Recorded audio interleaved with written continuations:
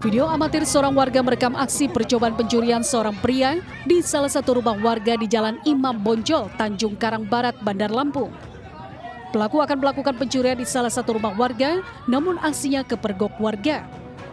Pelaku yang panik kemudian naik ke atas genting rumah warga karena takut menjadi sasaran kemarahan. Pelaku pun berpindah-pindah melewati atas genting rumah warga lainnya. Pelaku sempat menyampaikan kepada warga akan turun dari atas genting jika ada pengamanan dari pihak kepolisian. Tidak lama polisi datang, pelaku langsung turun dengan selamat dan langsung dibawa ke kantor Polsek Tanjung Karang Barat, Bandar Lampung untuk dilakukan pemeriksaan. Ya, mengganti kerusakan genteng kita. Pada diinjak dia itu. Genteng-genteng asbes pada pecah semua. Di atas ini nggak tahu tempat yang lain di sana. Karena rumah ini kan genteng lama semua. Dari hasil pemeriksaan, pelaku Triyono mengalami stres dan linglung. Triyono dan pamannya Susetyo akhirnya membuat surat pernyataan didampingi Babin Kantipmas untuk diserahkan kepada pihak keluarga agar dapat pengawasan. Sementara warga yang rumahnya rusak akibat ulah pelaku meminta ganti rugi perbaikan. Dari Bandar Lampung, Andreas Afandi, iNews melaporkan.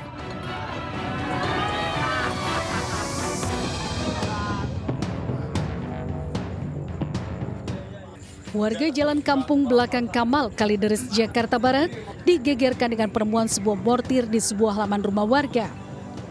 Mortir ini pertama kali ditemukan seorang warga yang sedang ingin membakar tumpukan sampah. Dirinya terkejut menginjak mortir dan langsung melapor ke pihak RT dan kepolisian untuk dilakukan evakuasi.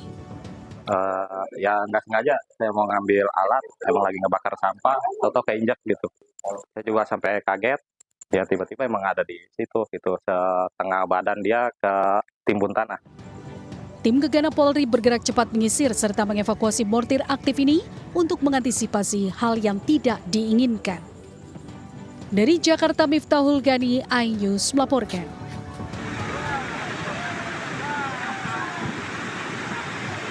Inilah rekaman video amatir warga bencana banjir menerjang rumah milik warga bernama Imam Darwoto dan Rohadi, warga Kampung Kenteng Sari, Kelurahan Parakan Wetan, Kabupaten Temanggung, Jawa Tengah.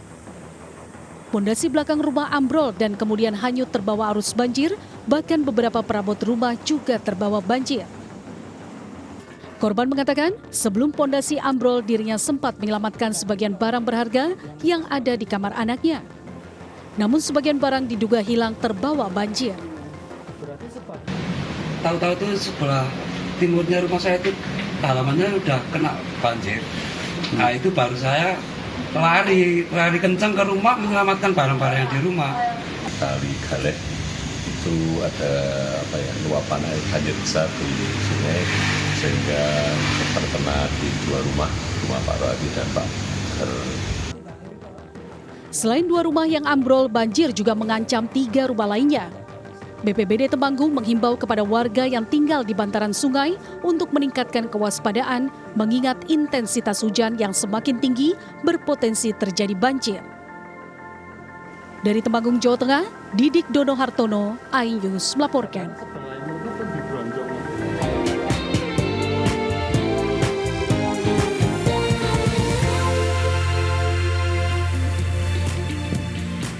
Halo pemirsa, selamat pagi. Bagaimana kabar Anda? Semoga Anda dalam keadaan sehat ya. Selama 60 menit ke depan, saya Reni Arumsari akan menemani Anda dengan sejumlah informasi menarik lainnya. Inilah Buletin iNews Pagi selengkapnya.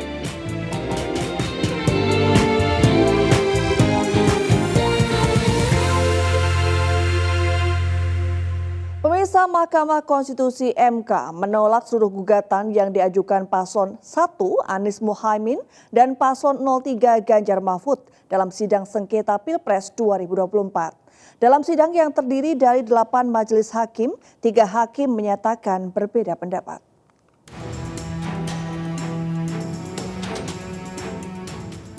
Dalam sidang sengketa hasil Pilpres 2024, MK menolak seluruh permohonan Paslon 01 Anies Muhaimin. Putusan ini diambil setelah hakim membacakan pertimbangan-pertimbangan dalil-dalil pemohon. Ketua Majelis Hakim MK Suhartoyo mengatakan, permohonan paslon 1 tidak beralasan hukum terhadap dalil yang meminta paslon nomor 2, Prabowo Gibran, didiskualifikasi. MK menyatakan KPU telah melakukan langkah-langkah sesuai aturan dalam menindaklanjuti putusan MK yang mengubah syarat usia Capres-Cawapres. Selain itu, dalil kecurangan KPU dalam Sirekap dan terdapat nepotisme dan cawe-cawe Presiden Jokowi juga tidak berdasarkan hukum.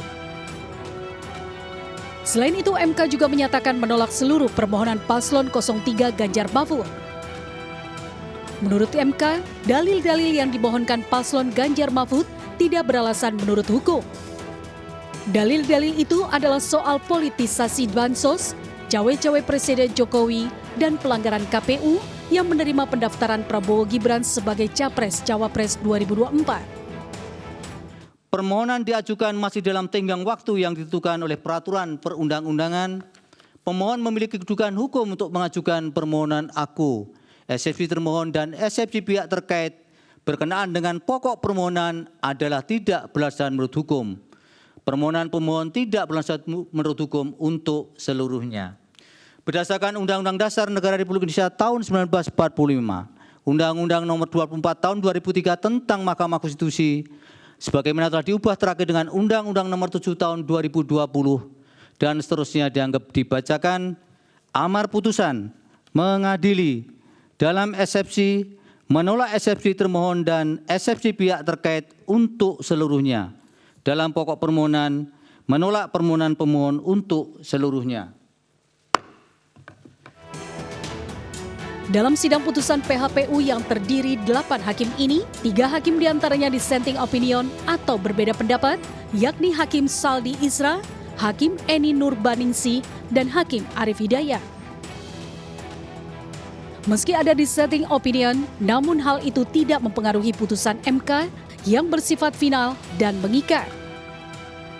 Dengan demikian, keputusan KPU RI yang menetapkan pasangan Prabowo Gibran sebagai Capres-Cawapres pemenang Pilpres 2024 tidak berubah. Tim Liputan iNews melaporkan. Ya, 3 hakim MK menyatakan dissenting opinion atau pendapat berbeda dalam sidang putusan sengketa hasil Pilpres 2024. Hal ini menjadi catatan sejarah baru dalam hukum di Indonesia. Siapa saja mereka? Berikut profilnya.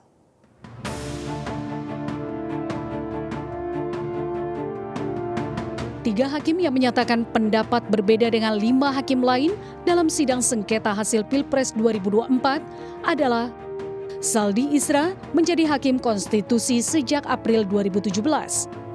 Ia juga sempat menjadi wakil ketua MK pendamping Anwar Usman. Sebelumnya ia merupakan guru besar hukum tata negara Universitas Andalas.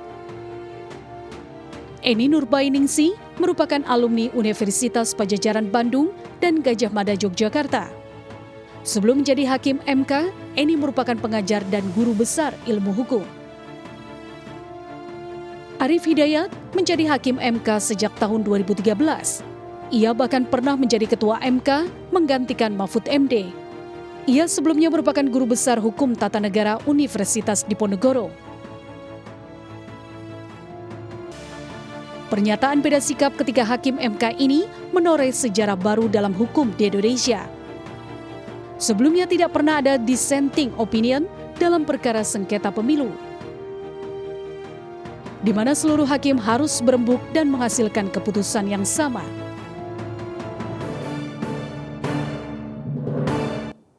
Sementara itu, pasangan nomor urut 01 Anies Baswedan dan Muhaimin Iskandar akan berdiskusi dengan tim hukum sebelum mengambil sikap atas putusan Mahkamah Konstitusi yang menolak gugatan pemohon. Kita tadi sudah dengarkan ya keputusan dari MK. Jadi sore ini kita akan memberikan pernyataan terkait dengan putusan tadi dan beri kami waktu untuk menyiapkan beberapa butir-butir yang nantinya akan menjadi respon kami atas putusan tadi. Nanti saya kabari sore ini. Pasangan calon presiden dan wakil presiden nomor urut 3 Ganjar Pranowo Mahfud MD menghormati putusan MK dalam PHPU Pilpres 2024. MK menyatakan permohonan Ganjar dan Mahfud beserta tim TPN tidak beralasan menurut hukum untuk seluruhnya.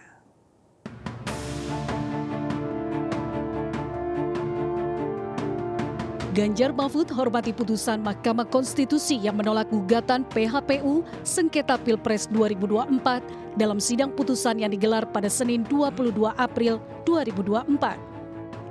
Putusan MK secara tidak langsung menguatkan hasil pemilu 2024 yang dimenangkan oleh paslon nomor urut 2 Prabowo Subianto Gibran Rakabuming Raka. Atas putusan tersebut, Ganjar pun mengucapkan selamat kepada pemenang. Pada kesempatan yang sama, Mahfud mengatakan proses hukum terkait hasil Pilpres telah selesai di tangan Hakim Konstitusi. Mahfud pun secara lantang menegaskan tidak ada lagi upaya hukum yang bisa ditempuh. Ya, prosesnya sudah berjalan. Saya, Pak Mahfud, dan seluruh tim hukum sudah menjalani proses itu. Yang pertama, saya ingin menyampaikan terima kasih sama pendukung, partai pengusung, TPN, ya, warga masyarakat, dan tentu pada hakim. Hakim majelis saya apresiasi yang pertama menerima proses sejak dari awal dan kemudian menyidangkan sampai kemudian tadi diputuskan. Sementara Mahfud MD menyatakan proses hukum tentang pemilu ini sudah selesai, tidak ada upaya-upaya hukum lagi. Proses hukum tentang pemilu ini sudah selesai. Tentang Pilpres tidak ada upaya hukum lagi. Karena keputusan tentang hasil Pilpres itu harus melalui Mahkamah Konstitusi. Kalau tidak ada perkara, Mahkamah Konstitusi memberitahu ke KPU bahwa tidak ada perkara, itu namanya konfirmasi. Dari Jakarta, Putu Bagus Laksana, iNews melaporkan. Ya, sementara itu Presiden terpilih Prabowo Subianto rencananya akan memberikan pernyataan secara resmi terkait putusan MK Rabu esok. Sementara itu Gibran mengaku akan tetap fokus menyelesaikan tugasnya di Balai Kota Solo dalam beberapa hari ke depan.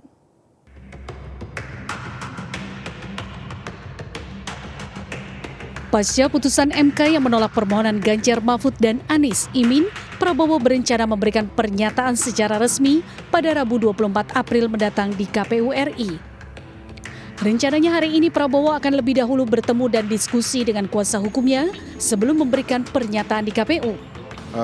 Beliau nanti akan menyampaikan statement secara resmi pas di KPU hari Rabu, kan jam 10 akan diundang oleh KPU. Insya Allah beliau akan menyampaikan statement secara resmi terkait dengan keputusan MK hari ini. Sementara itu Gibran membantah saat ditanya bahwa hasil putusan MK telah masuk prediksinya. Meski demikian, Gibran mengaku sudah berkomunikasi dengan Prabowo terkait hasil putusan MK. Disinggung soal keinginan untuk dapat merangkul pasangan calon dari Ganjar Mahfud dan Anies Caimin, Gibran menyebut bahwa semua putusan berada di Prabowo. Untuk itu keputusannya di Pak Prabowo, ya. Sekarang semuanya menunggu arahannya Pak Prabowo dulu. Ya, nanti akan kami update lagi. Gibran mengaku akan tetap fokus menyelesaikan tugasnya di Balai Kota Solo dalam beberapa hari ke depan. Tim Liputan iNews melaporkan. Ya, pemirsa, Mahkamah Konstitusi menolak permohonan sengketa hasil Pilpres 2024. Salah satu hakim yang menolak gugatan sengketa Pilpres adalah Ketua MK Suhartoyo. Padahal sebelumnya Hakim Suhartoyo melakukan dissenting opinion atau berbeda pendapat saat keputusan syarat usia Cawapres Gibran.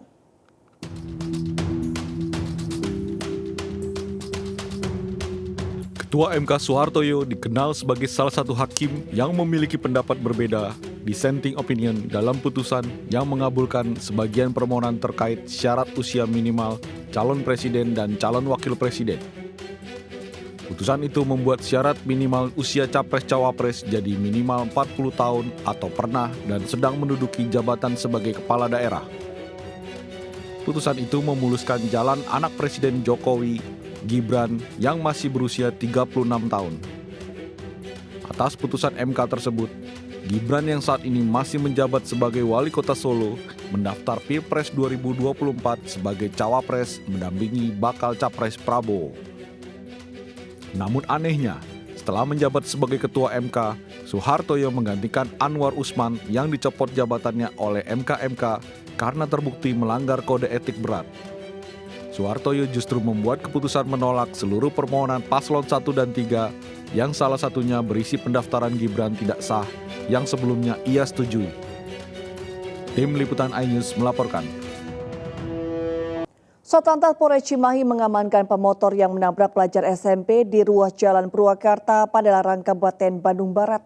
Polisi mengungkap alasan pelaku melarikan diri karena panik dan takut dihakimi massa. Teka-teki pengendara sepeda motor yang menabrak bocah SMP berinisial RK di ruas Jalan Purwakarta, Kecamatan Padalarang, Kabupaten Bandung Barat pada Rabu 18 April 2024 akhirnya dapat terungkap. Personil kepolisian unit Gakum Satlantas Polres Cimahi berhasil mengamankan pengendara motor sport berinisial GG di rumahnya di wilayah Antapani, Kota Bandung berdasarkan rekaman CCTV dan pemeriksaan sejumlah saksi serta pakaian yang digunakan pelaku. Kanit Gakum Satlantas Polres Cimahi Ibda Bayu Subakti mengatakan setelah menjalani pemeriksaan, alasan pelaku melarikan diri setelah menabrak bocah SMP yang menyeberang dikarenakan syok dan takut. Selain mengamankan pelaku, polisi juga mengamankan sepeda motor berwarna hitam milik pelaku beserta pakaian yang dikenakan saat kejadian sebagai barang bukti. Ditangkap di rumahnya di daerah Kota Bandung. Nah, sesuai dengan hasil pemeriksaan yang bersangkutan setelah menabrak anak tersebut, yang bersangkutan syok dan takut lalu melanjutkan perjalanan. Kecepatan kendaraannya Bang cepat, sedang atau? Bisa dibilang kecepatannya tinggi karena korban juga mengalami luka yang lumayan di kepala. Saat ini pelaku diamankan di Mapolres Cimahi untuk mempertanggungjawabkan perbuatannya. Sementara kondisi korban saat ini sudah mulai membaik. Dari Cimahi, Jawa Barat, Yuwono Wahyu, iNews melaporkan. Pemirsa, aksi pencurian uang kotak amal masjid kembali terjadi di Serang, Banten. Sebelum menggasak uang, pelaku diketahui menunaikan sholat. Namun melihat kondisi masjid sepi, pelaku mencongkel gembok dan membawa kabur uang dari dalam kotak amal. Dari rekaman CCTV yang tersebar di kalangan warga Kampung Begok, Serang, Banten, lihat pelaku pencurian uang kotak amal Masjid Al-Falaq bukan warga setempat. Pelaku yang sebelumnya menunaikan sholat, kemudian mencuri uang kotak amal setelah melihat kondisi masjid yang sepi. Berbekal obeng, pelaku kemudian merusak kunci dan mengambil semua uang dari dalam kotak amal. Warga menyebut aksi pencurian uang kotak amal di masjid mereka sudah berulang kali terjadi. Kasus ini masih dalam penanganan petugas Reskrim Polres Serang. Tembus. Oh, isinya satu ya. Seorang penyandang disabilitas terlibat cekcok dengan seorang pengemudi taksi offline di terminal Kampung Rambutan, Jakarta Timur. Penyandang disabilitas ini akhirnya batal memesan taksi online dan terpaksa menunggu di luar area terminal lantaran pengemudi taksi online takut mengambil penumpang di dalam area terminal. Video amatir yang viral di media sosial ini berisi narasi adanya taksi pangkalan yang melarang taksi online beroperasi ke dalam terminal bus Kampung Rambutan, Jakarta Timur. Dalam video yang beredar, terlihat seorang pria disabilitas tunadaksa yang menggunakan 2 tongkat penyangga terlibat ketegangan dengan seorang pengemudi taksi offline di area terminal Kampung Rambutan. Awalnya pria ini hendak menunggu taksi online yang dipesannya, namun dilarang pengemudi taksi offline. Akibatnya si pria batal menaiki taksi online dan terpaksa menunggu di luar area terminal lantaran pengemudi taksi online tak berani mengambil penumpang di dalam area terminal. Pihak kepolisian telah menelusuri dan memanggil kedua pihak yang terlibat untuk dimintai keterangan. Opini yang berkembang di taksi online itu ketika mau menjemput penumpang di terminal bus Kampung Rambutan, takut terjadi perselisihan dengan taksi offline yang ada di sini. Terkait larangan yang dilakukan pengemudi taksi offline, pihak terminal dan petugas kepolisian telah memperingati yang bersangkutan untuk tidak mengulangi perbuatannya dengan mengintimidasi penumpang di dalam terminal. Kedepannya pihak terminal Kampung Rambutan akan membuat lokasi penjemputan dan titik di dalam terminal untuk pengemudi taksi online. Dari Jakarta, Rio Madik, iNews melaporkan. Pemirsa, polisi menangkap 2 orang wanita kakak beradik pedagang lumpia yang menjadi kurir narkoba di Bandung, Jawa Barat. Keduanya dijadikan kurir narkoba jenis sabu oleh suaminya sendiri yang hingga kini masih diburu oleh petugas.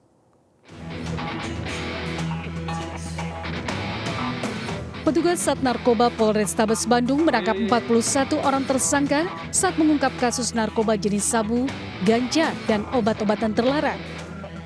Dari 41 tersangka, 2 diantaranya adalah wanita berinisial SL dan RA. Tersangka RA dan SL dijadikan kurir sabu oleh suaminya, RB, yang hingga kini masih diburu petugas.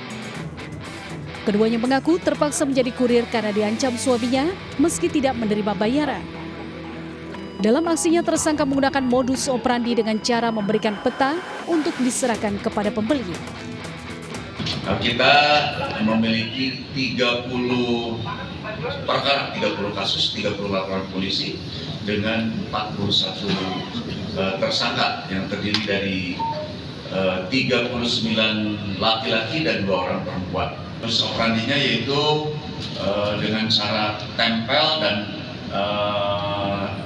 tempel online dengan memberikan map atau peta kepada para kuda untuk diserahkan kepada para pembeli. Dari 30 tersangka terungkap 22 kasus narkotika, 4 kasus narkotika daun ganja, 2 kasus tembakau sintetis, dan 2 kasus obat keras terbatas. Polisi juga menyita 239 gram sabu, 3,5 kg ganja, 1,6 kg tembakau sintetis, ribuan butir obat keras, 39 HP, timbangan, dan uang hasil penjualan. Atas perbuatannya, tersangka dijerat dengan Undang-Undang Narkotika dengan ancaman minimal 6 tahun dan maksimal 20 tahun penjara serta denda 10 miliar rupiah. Dari Bandung, Jawa Barat, Jupita Melana, iNews melaporkan.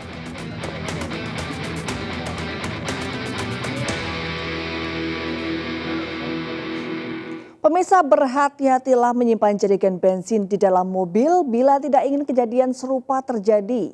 Sebuah minibus terbakar saat membawa 1 jerigen jenis bensin Pertalite di Kabupaten Pangkep, Sulawesi Selatan.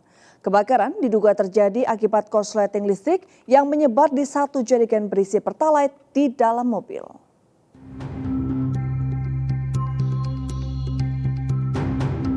Kebakaran mobil minibus terjadi di Kampung Solo, Kelurahan Mapasaile, Kecamatan Pangkajene, Kabupaten Pangkep, Sulawesi Selatan. Tim damkar dari pemerintah Kabupaten Pangkep langsung berjibaku memadamkan api yang berasal dari belakang jok mobil. Kejadian bermula saat mobil membawa 1 jerigen bensin jenis Pertalite yang disimpan di dalam bagasi mobil. Namun saat perjalanan pulang, tepatnya di Jalan Kampung Solo, mobil melewati tanggul dan mengakibatkan jerigen tumpah dan berdampak ke korsleting listrik pada bagian mobil mesin. Beruntungnya hal tersebut cepat disadari sang sopir. Meski sempat menarik jerigen keluar mobil, namun api dengan cepat membesar dan membakar seluruh bagian mobil. Kan ada bensin 5 liter, ya. Itu yang agak goyang sedikit anunya, baru langsung ada api. Tidak tahu dari mana datangnya api, karena di belakangnya kursi. Tiba-tiba ya Pak? Tiba-tiba. Jadi kapan disadari pada... Enggak, pas memangnya di situ, langsung waktunya goyang itu jerigen 5 liter tuh. Agak mungkin ada yang sedikit yang Tidak ada korban jiwa dalam kejadian ini, namun kerugian ditaksir mencapai ratusan juta rupiah karena mobil habis terbakar. Dari Kabupaten Pangkep, Sulawesi Selatan, Udin Syahrudin, iNews melaporkan. Pemirsa, Pusat Laboratorium Forensik Mabes Polri menggelar olah tempat kejadian perkara yang menewaskan 7 orang korban di Mampang, Jakarta Selatan pada Jumat lalu. Dari hasil olah TKP, tim Lab4 mengamankan sejumlah barang bukti berupa arang atau abu, mesin gerinda, dan cairan yang masih ada di lokasi kejadian.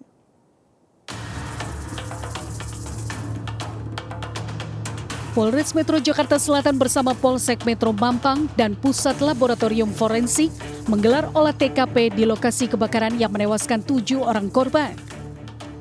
Satu persatu ruangan yang hangus terbakar diperiksa tim Puslap 4 Mabes Polri untuk mencari tahu penyebab pasti terjadinya kebakaran. Dari hasil olah TKP, tim Lab 4 Mabes Polri mengamankan sejumlah barang bukti berupa arang atau abu, mesin gerindra, dan sampel cairan.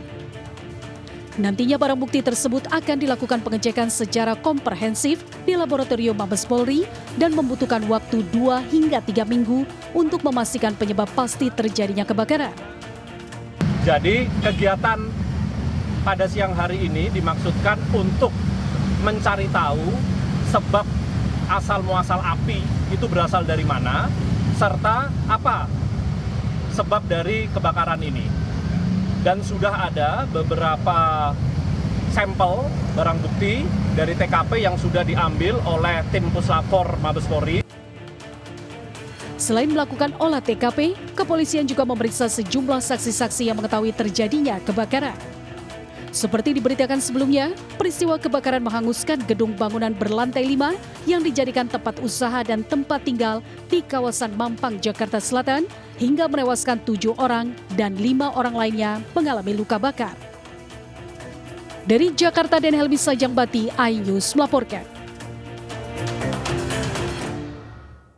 Pemirsa, gempa berkekuatan 5,1 skala Richter mengguncang Pacitan, Jawa Timur. Kurang dari 1 jam terjadi 3 kali gempa, namun kuatnya gempa tidak berpotensi tsunami. Gempa berkekuatan 5,1 skala Richter mengguncang wilayah Pacitan, Jawa Timur pada Senin petang. Berdasarkan catatan sistem peringatan dini tsunami, Badan Meteorologi, Klimatologi, dan Geofisika (BMKG), pusat gempa berada di 105 km tenggara Kabupaten Pacitan di kedalaman 10 km. Gempa terjadi pada pukul 18:10 waktu Indonesia Barat. Guncangan yang berlangsung sekitar 3 detik membuat warga panik dan berlarian keluar rumah. Kuatnya guncangan gempa juga dirasakan sebagian pengguna jalan yang sedang melintas. Terasa lumayan. Kencang apa gimana? Lumayan kencang. Bapak posisi tadi di mana? Posisi saya ya di sini duduk berempat. Terus kerasanya gimana tadi, Pak? Saya ngelihat lampu bangju. Semakin kencang, semakin tapi nggak lama. Nggak lama. Gempa susulan sempat terjadi 2 kali dengan kekuatan magnitudo 4,1 dan 2,7 skala Richter. Data sementara BPBD Pacitan belum ada laporan kerusakan akibat guncangan gempa. Meski demikian, warga dihimbau untuk tetap waspada terhadap potensi gempa susulan. Dari Pacitan, Jawa Timur, Ahmad Subeki, iNews melaporkan.